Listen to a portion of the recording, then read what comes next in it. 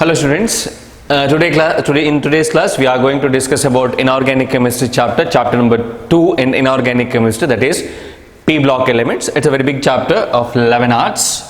So this has many reactions with general characteristics. In first PUC class, in classification of elements and periodicity, so we have studied many periodic properties and variation of periodic properties down the group and across the period. Is it correct? Yes. So here also first we are going to study about those things, then about the chemical properties of each element present in P block elements. Okay, in first PUC classes you have studied about group 13 and group 14 elements. Okay, about boron family and carbon family, boron, aluminum, gallium, indium, thallium and carbon family. Here in this year we are going to study about nitrogen family, oxygen family, halogens and noble gas elements. So these group 13 elements, okay, they have metals, metalloids and non-metals. ಅದರಲ್ಲಿ ಮೂರು ಕೂಡ ಇರ್ತದೆ, ಮೆಟಲ್ಸ್ಗಳು ಕೂಡ ಇರ್ತದೆ, ಮೆಟಲಾಯ್ಡ್ಸ್ಗಳು ಕೂಡ ಇರ್ತದೆ, ನಾನ್ ಮೆಟಲ್ಸ್ಗಳು ಕೂಡ ಇರ್ತದೆ. ಇನ್ ದ ಪಿರಿಯಾಡಿಕ್ ಟೇಬಲ್ ನಿಮ್ಗೆ ಗೊತ್ತಿದೆ, ಫಸ್ಟ್ ಎಸ್ ಬ್ಲಾಕ್ ಎಲಿಮೆಂಟ್ಸ್ ಇದೆ, ನೆಕ್ಸ್ಟ್ ಪಿ ಬ್ಲಾಕ್ ಬರ್ತದೆ. ಸೊ ಇದರಲ್ಲಿ ಎಸ್ ಬ್ಲಾಕ್ ಎಲಿಮೆಂಟ್ಸ್ ಎಲ್ಲವೂ ಕೂಡ ಏನು ಮೆಟಲ್ಸ್ಗಳು. So okay, here d block, ಇಲ್ಲಿ ಪಿ ಬ್ಲಾಕ್ ಎಲಿಮೆಂಟ್ಸ್ಗಳು ಬರ್ತವೆ. ಓಕೆ, ಸೊ ಇಲ್ಲಿ d block almost all they are all metals. ಈ ಪಿ ಬ್ಲಾಕ್ ಬರಬೇಕಾದ್ರೆ ಮೆಟಾಲಿಕ್ ಕ್ಯಾರೆಕ್ಟರ್ ಏನಾಗ್ತದೆ, metallic character decreases. Okay, as you move from S to P, from left to right, slowly metallic character decreases and non-metallic character increases. Okay, that's why these D block elements, so these are known as transition elements. ಇದನ್ನು ನಾವು transition ಎಲಿಮೆಂಟ್ಸ್ಗಳು ಅಂತ ಕರಿತೇವೆ. ಯಾಕೆಂದ್ರೆ ಅಲ್ಲಿ transition ಇರ್ತದೆ ಯಾವ character ಇಂದ metallic character ಇಂದ ನಾನ್ ಮೆಟಾಲಿಕ್ ಕ್ಯಾರೆಕ್ಟರ್ಗೆ. So that doesn't mean that p block ಅಲ್ಲಿ ಕೇವಲ ಯಾವುದು ನಾನ್ ಮೆಟಲ್ಸ್ಗಳು ಮಾತ್ರ ಇರ್ತವಂತಲ್ಲ. ನಿಮ್ಗೆ ಗೊತ್ತಿದೆ, ಇಟ್ ಹ್ಯಾಸ್ ಮೆಟಲ್ಸ್ ಕೂಡ ಇರ್ತದೆ, but metallic character is less when compare to D and S block. ಅರ್ಥ ಆಯ್ತಾ? ಮೆಟಲಾಯ್ಡ್ಸ್ಗಳು ಕೂಡ ಇರ್ತದೆ, ನಾನ್ ಮೆಟಲ್ಸ್ ಕಂಪ್ಲೀಟ್ಲಿ ನಾನ್ ಮೆಟಲ್ಸ್ಗಳು ಕೂಡ ಇರ್ತದೆ.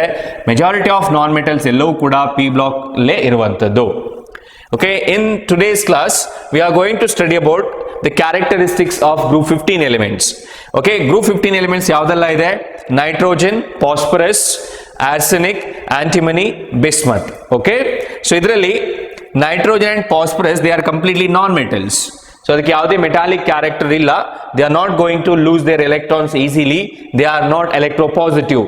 ಓಕೆ, ನೀವು ಡೇಟಾ ಚೆಕ್ ಮಾಡಿದ್ರೆ, ಎಲೆಕ್ಟ್ರೋನೆಗೆಟಿವಿಟಿ ಡೇಟಾ ಚೆಕ್ ಮಾಡಿದ್ರೆ, ಸೊ ಇದಕ್ಕೆ ಯಾವುದು ಮೆಟಾಲಿಕ್ ಕ್ಯಾರೆಕ್ಟರ್ ಇರುವುದಿಲ್ಲ. They are not electropositive. ಇದು ಎಲೆಕ್ಟ್ರೋಪಾಸಿಟಿವ್ ಅಲ್ಲ.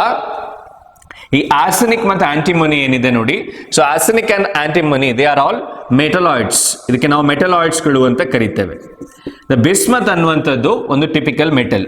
ಓಕೆ, ಅಂದ್ರೆ as you move down the group, ಮೇಲಿಂದ ಕೆಳಗೆ, ಇಲ್ಲಿಂದ nitrogen, phosphorus, arsenic, antimony, stibium and bismuth. Okay, antimony stibium ಅಂತ ಕರೀತಾರೆ, nitrogen, phosphorus, arsenic, stibium, bismuth. So metallic character ಏನಾಗ್ತದೆ, increases as you move down the group. ಇದನ್ನ ನೆನ್ಪಿಟ್ಕೊಳ್ಳಿ. So next occurrence. So ಇದನ್ನು ಒಂದು ಮಾರ್ಕಿಗೆ ಕೇಳ್ತಾರೆ, ಇವನ್ ನಿಮ್ಮ CT ಎಕ್ಸಾಮ್ ಅಲ್ಲಿ ಕೂಡ ಕೇಳ್ತಾರೆ.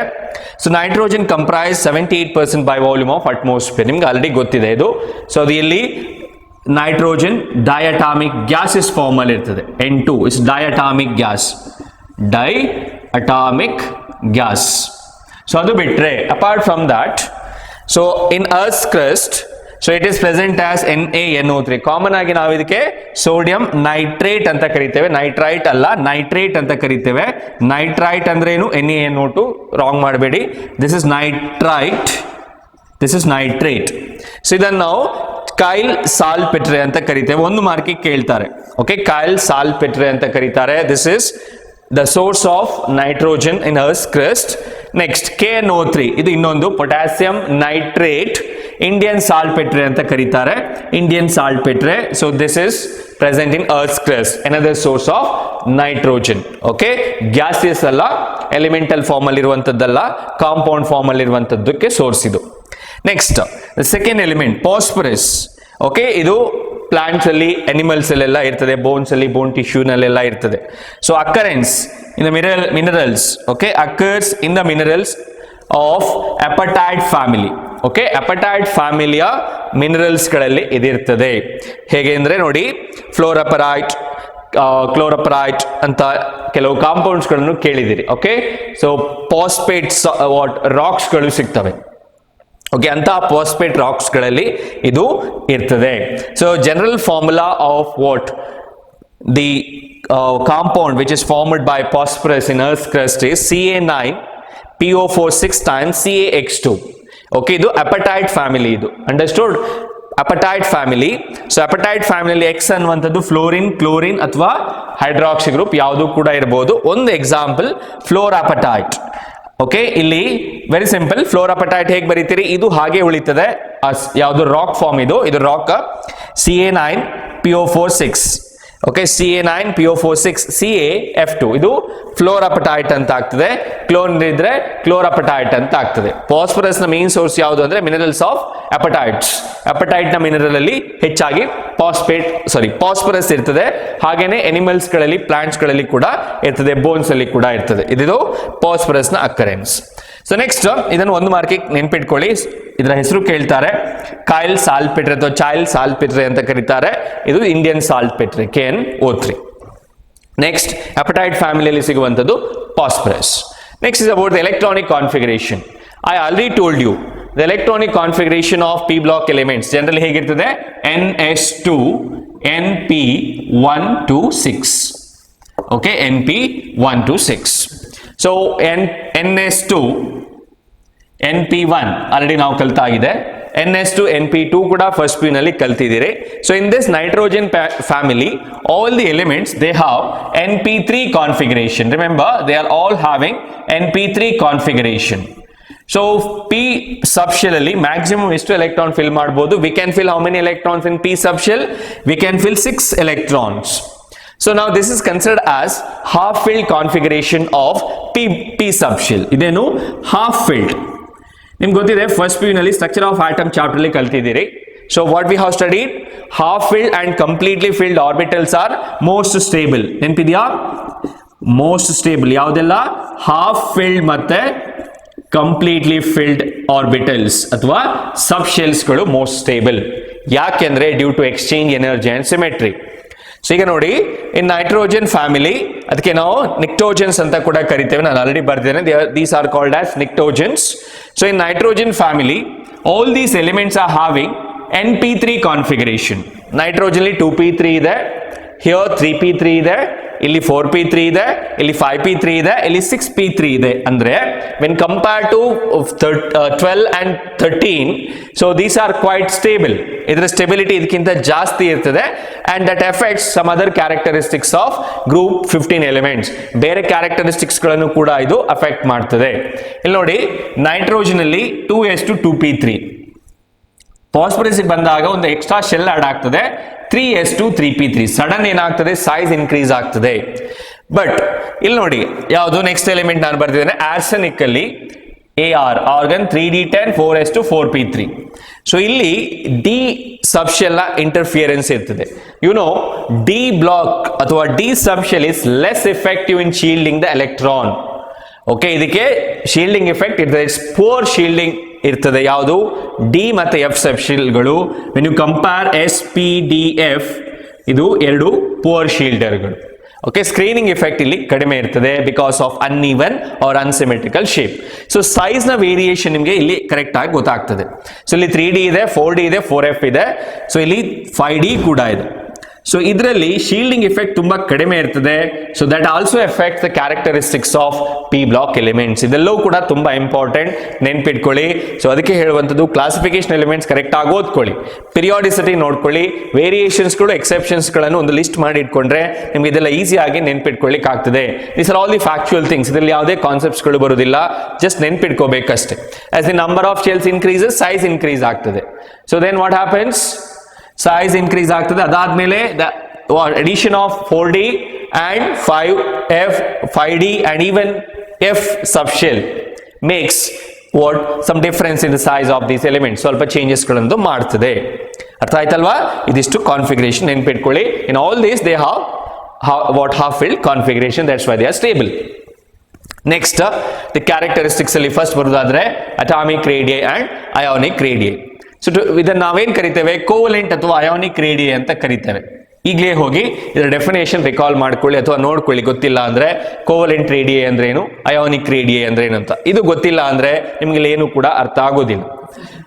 So here as you go down the group from top to bottom, ಮೇಲಿಂದ ಕೆಳಗೆ ಬಂದ ಹಾಗೆ ನೈಟ್ರೋಜನ್ ಇಂದ ಬಿಸ್ಮತಿಗೆ ಬಂದ ಹಾಗೆ ಸೈಜ್ ಏನಾಗ್ತದೆ, ರೆಗ್ಯುಲರ್ ಟ್ರೆಂಡ್ ಏನ್ ಸೈಜ್ ಇನ್ಕ್ರೀಸಸ್, ಗ್ರಾಜುಯಲಿ ಸೈಜ್ ಇನ್ಕ್ರೀಸ್ ಆಗ್ತದೆ. ನಿಮ್ಗೆ ಗೊತ್ತಿದೆ down the group size increases, across the period size decreases. ಅದೇ ಟ್ರೆಂಡ್ ಅನ್ನು ನೆನ್ಪಿಟ್ಕೊಳ್ಳಿ.